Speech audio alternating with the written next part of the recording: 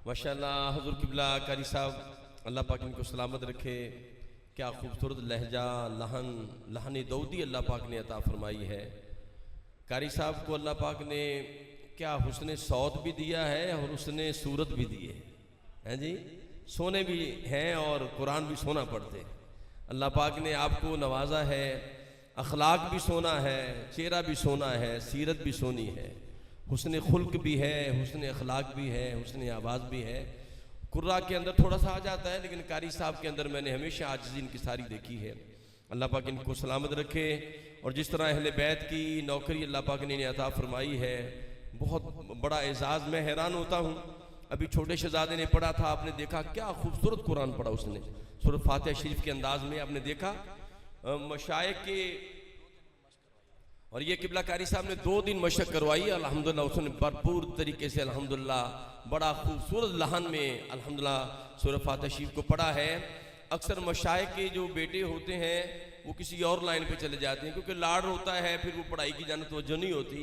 लेकिन पीर साहब किबला ने कमाल कर दी, अभी बिल्कुल मासूम है और इनका अंदाज़े जो खूबसूरत तरतील के साथ रत्तिल कुरान तरतीला के हिसाब से कुरान पढ़ते हैं। मैं हजूर किबला कारी साहब का भी शुक्र अदा करूँगा, अल्लाह पाक इनको सलामत रखे। एक बात मैंने अर्ज़ करके फिर सैयदज़ादे को दावत देनी है। मैं एक बात करने लगा था काल की और हाल की। हजूर किबला साहबजादा इज़्ज़त माब पैकर मोहब्बत सैयद शहजाद अली फजल शाह वली, देखिए हाल क्या होता है।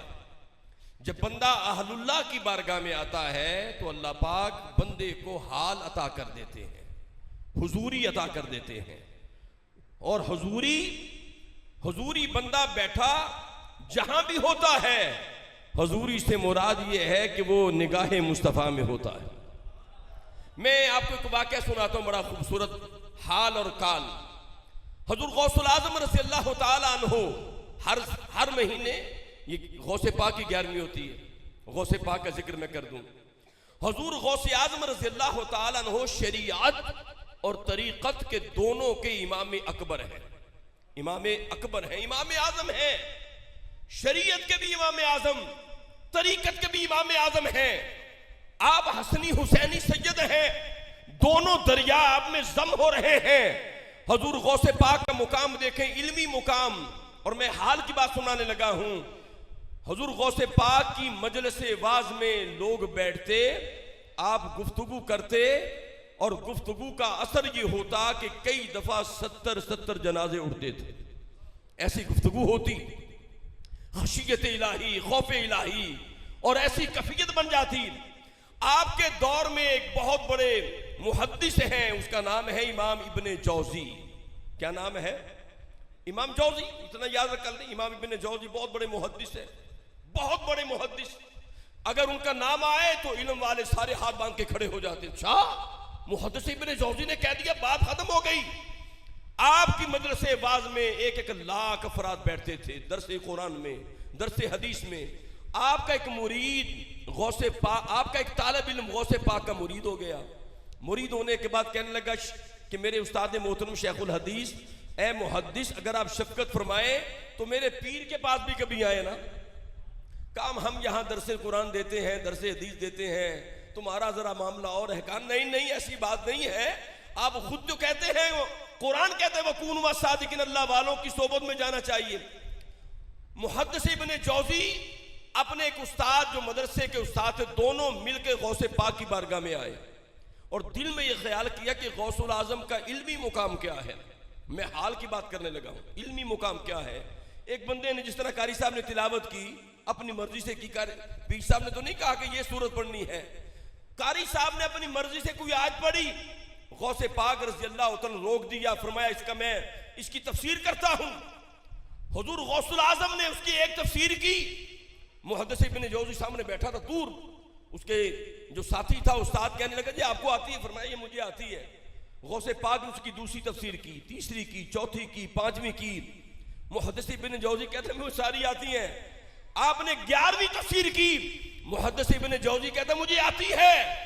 आपने 12वीं तफसीर की, मुहद्दिस इब्ने जौजी शशर हो गया, हैरान हो गया, कहने लगा वल्लाह ये मैंने पहली मर्तबा सुनी। हजूर गौसुल आजम ने 12वीं 13वीं 14वीं 15वीं 29 तफसीरें और की। टोटल एक आयत की 40 तफसीरें की। जब 40 तफसीर कर दी तो गौस आजम रज़ियल्लाहु ताला को जलाल आया। आपने फरमाया यर्जिउ मिनल काली इलल हाल, फरमाया ये काल की तफसीर थी, आओ अब मैं तुम्हें मार्फत की तफसीर सुनाता हूं। अभी काल की बातें थी, 40 तफसीरें कर दी। फरमाया अब मैं तुमको मार्फत की हाल की बात सुनाता हूं।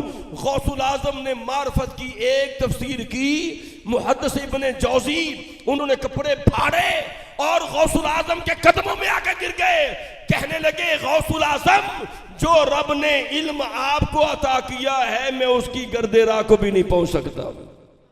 हजूर गौसुल आजम रज़ियल्लाहु ताला अन्हु को रब्बे कायनात ने तरीकत और शरीयत दोनों का इमाम बनाया है।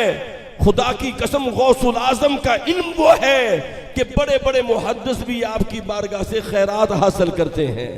हमारी ये खुशबख्ती है, हमारे मेरे यूके के साथी पाकिस्तान में कब मुलाकातें नहीं, यूके में अल्हम्दुलिल्लाह इन्होंने पूरी यूके के अंदर मुख्तलिफ शहरों में जुमे पढ़ाए और इनके खिताबात का चर्चा पूरी दुनिया में रहा।